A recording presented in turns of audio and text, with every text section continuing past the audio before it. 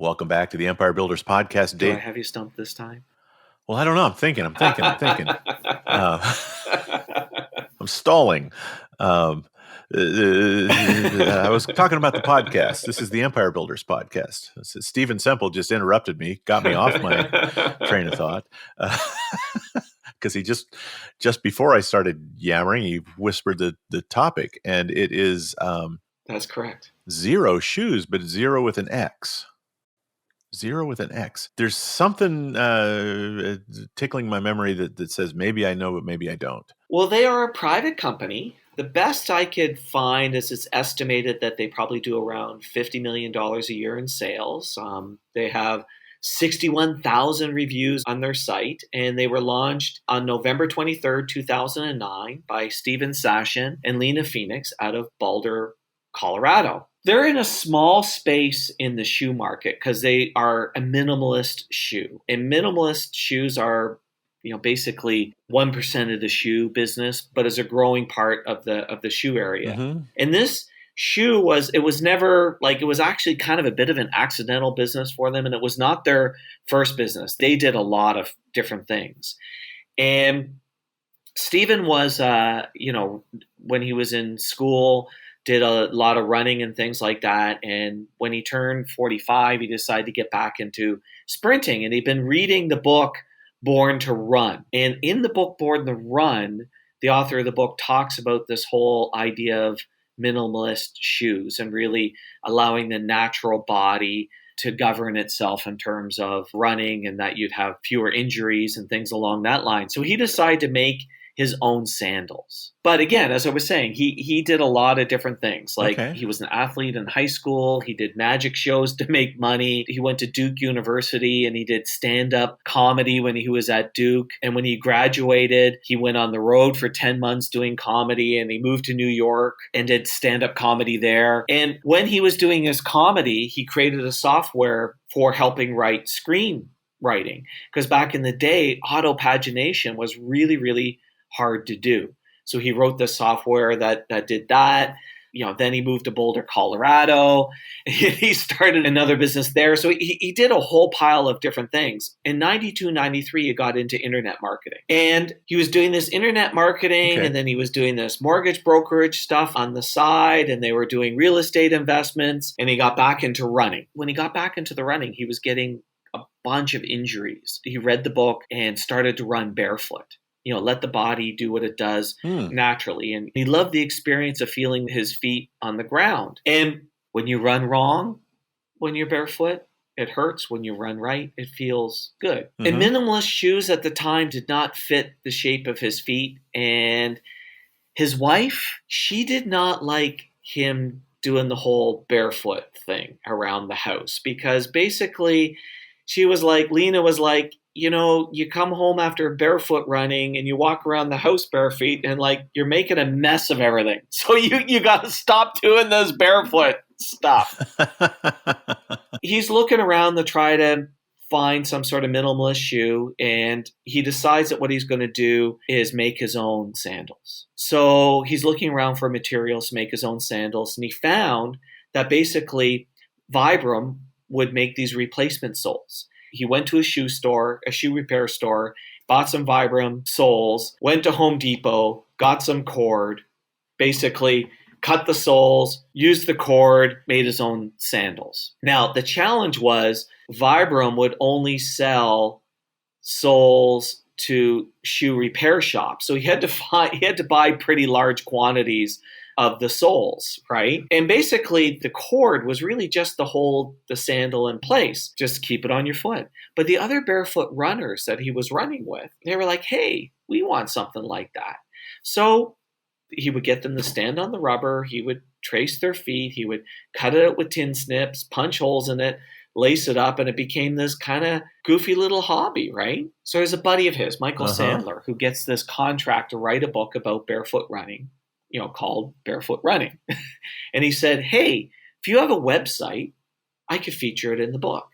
Well, as I mentioned to you, one of the businesses that Stephen had was internet marketing and building websites. So he thought, well, I've built hundreds of sites. I should spin one up. So he rushes home and he pitches this idea to Lena and he says, hey, we should build this website. She's like, dude, you get really easily distracted. We're not doing another business. Let's focus on this SEO business we're trying to get off the ground. He agrees. She goes to bed. He builds a website. And they name it invisibleshoe.com. She gets up in the morning. It's November 2009. She gets up in the morning. She's annoyed because he went and he built the website. But he pitches it to her and says, well, what we can do is we can use this as a case study. Because Google at the time bought YouTube, right? And they're starting to rank videos higher. And he says, well, why don't we do this? I can create a whole pile of videos showing how you can make these shoes, where to get the materials. We can give all this away and we can use this as a case study for SEO. So off he goes and does that. If you want the materials, here's where you get it, all this other stuff. And of course, there's no competition at the time for videos for how to make, your own minimalist shoes and sandals. So it ranks pretty quickly. They get traffic pretty quickly. Right. And he starts selling kits and the instructions for these sandals. So in the first year, they make like $114,000, sell about 6,000 of the kits, and they're putting these together in a corner of the spare bedroom, and then they eventually buy a table, and then they have people working out of the house. And also what happens is there's the recession going on at the time, and this is inexpensive but empowering. And people would also, kind of getting into the do-it-yourself movement. Then they see this lift when the book sale happens. Yeah. And here's one of the things, they start doing this guerrilla marketing. Anywhere that they drive around and find places that have got that book, they go to the bookstore and they insert their business card into the book. Barefoot running is now starting to take off. They start developing this niche in this space. And in 2010, they really are starting to feel like this is going, and they incorporate the business. In the second year, they're doing $247,000 in sales. In the third year, they're doing $500,000 in sales. What they suddenly realize is they need to actually start making some of these sandals themselves. They realize they're in the shoe business. So they reach out and they find a Korean supplier. It almost kills them because the first batch that they get was really inconsistent. And they had spent like $100,000 in molds and materials, and it starts shipping, and there's a problem with how the material is being made. There's this side flap with this pre-punched hole that's ripping. It's just not working. And at that point, they're like, we're ruined. Like, they really thought they were ruined. They had to open up every box and see how much they could salvage. And here's the other problem is, when you're this small player in this big shoe market, no one really cares about them. They ended up complaining to the manufacturer in Korea, and complaining so much, not only did that Korean manufacturer fire them, they got basically kicked out of Korea. They would call any other manufacturer in Korea and they go, yeah, we don't want to talk to you. Wow. Yeah. Now, they lucked out because there's a footwear magazine and there was an article on how to get manufacturing agents in New York. And so they managed to find a manufacturing agent in New York who decided to work with them, who connected them with a Chinese manufacturer. But also it worked out better because they now had this person in the middle who could help guide them. Hey, Stephen, I want to interrupt ourselves. That's not proper grammar, but I did it anyway. There you go. In lieu of our commercial this time, I thought maybe you and I could just chat for a minute. Absolutely. Sounds great. Our goal with the Empire Builders podcast is to talk about business building strategies that have worked for people that started out small and became empires. We want to help you. If you're a business owner and you're listening to the Empire Builders podcast because you want to build your own empire, we've got a pretty sweet offer for you, and that is to just spend 90 minutes chatting with us. It's not a sales call on our part. It's a 90-minute session where beforehand you do a little bit of homework and give us some basic background information about your business. And then we get on a Zoom call and we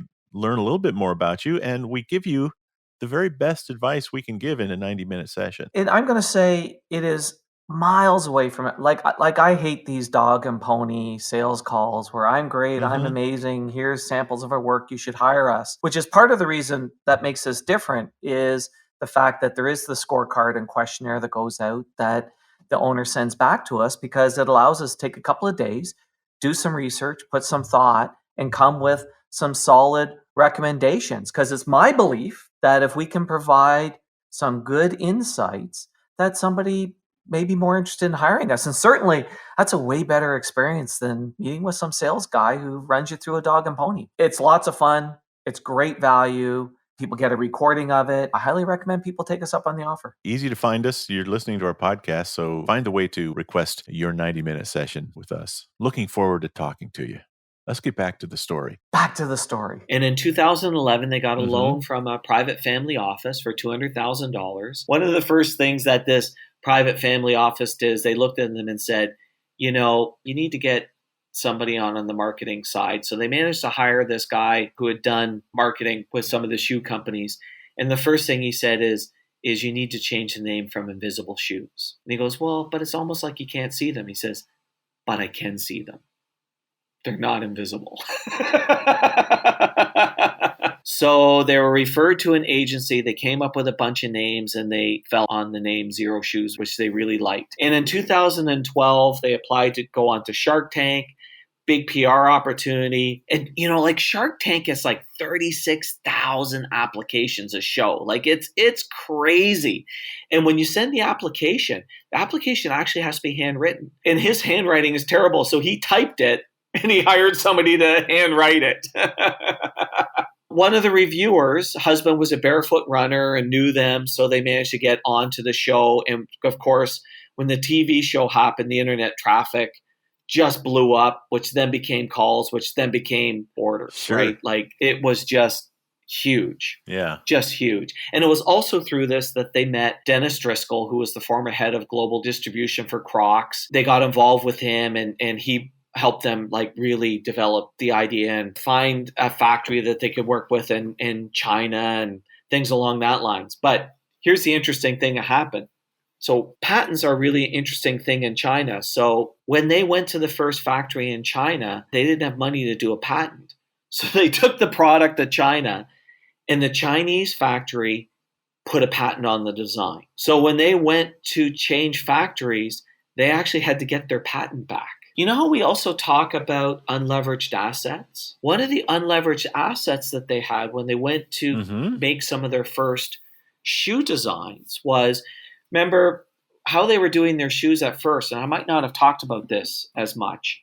What they did at first in the early days was they would have these instructions of how to trace your feet. So people would trace their feet themselves and send the tracing in, and then they handmade the sandals and sent it back. That was how they did it in the early days. So they had 5,000 foot tracings. So when they went to do their first shoe designs, they could go, well, here's what we know. We know here's the 5,000 foot tracings. Wow. And so they were able to leverage that for their early shoe designs. That's amazing. In 2013, they're doing about $3 million in sales. They developed this really great word of mouth. And they develop what's called this inner circle list. So what they know is there's like this list of people who are these really big fans at any time, they reached out to them, would, further communicate things around the world. So they really worked hard to keep in touch with the consumer because they did all this stuff direct to consumer. They always wanted to have direct conversation with consumers. What they did know is at a certain point that they needed to add retail to the mix. They found it really, really hard to develop retailers because at one point they went into a couple of retail stores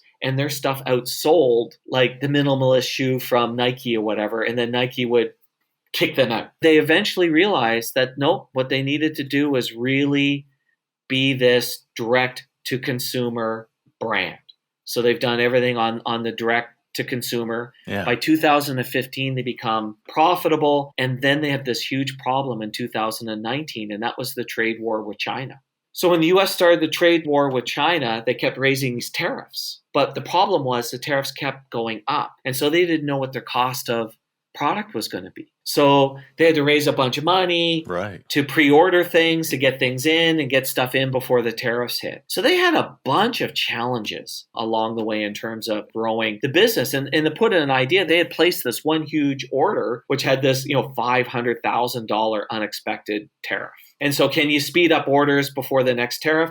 That led to them, building up, a lot of debt. because they were, trying to build this inventory. And that's 2019, right? And then guess what ended up happening? 2020 hits. Their next challenge was factories are starting to shut down and they have to get inventory in. They had felt a lot of challenges through this growth period. Here's the thing. They knew it was working because every time they brought stuff in, it sold out. But they were uncomfortable with the debt that they had. And they were now reaching like 50 million in sales, and they kept selling out. So what they ended up doing is they ended up bringing in some outside investors. And really the whole idea of these outside investors was to put the business into a scenario where it didn't have this debt, because they were really uncomfortable with that. And it also brought in some outside management that really helped them manage the supply chain way better. Because like they were saying, they had no idea what they were doing. Like they were like, oh my God, we need more. Oh my God, we need more. They had no financial modeling and all of that other stuff. So that really helped them build a much more, professional business. Like they're close to becoming the dominant player in this market because of this evangelical following that they have built with their fans. Wow. Yeah. Hey, that's really cool. It's this really kind of interesting business that just grew out of, he was barefoot running, he had his own thing. The only way he could get enough souls was he had to buy a whole bunch. So he did it for his friends. And then, somebody's writing a book. He builds a website for it. That blows up. They're doing these tracings. Like it was never really intended to be this business. But because it was this interesting little niche, it really grew. Yeah. Sometimes the forces all just work together to make it inevitable. They became a big player in a small niche. And I think we sometimes overlook the power of being a big player in a small niche. Very cool story. I'm happy they've been able to weather those storms. They have weathered a bunch of storms, and that space is growing. So as that space grows, they're going to grow with it. Yeah, absolutely. Well, thank you for sharing the Xero story. It's not just a zero-sum game. Yeah, and they're invisible shoes you can see. See what I did there? Yeah, invisible shoes you can see. I wonder if they've used that line before. Probably not, or they're sick and tired of hearing it. Thank you, Stephen. All right, thanks, David. Thanks for listening to the podcast. Please share us, subscribe on your favorite podcast app, and leave us a big, fat, juicy 5-star rating and review. And if you have any questions about this or any other podcast episode, email to questions@theempirebuilderspodcast.com.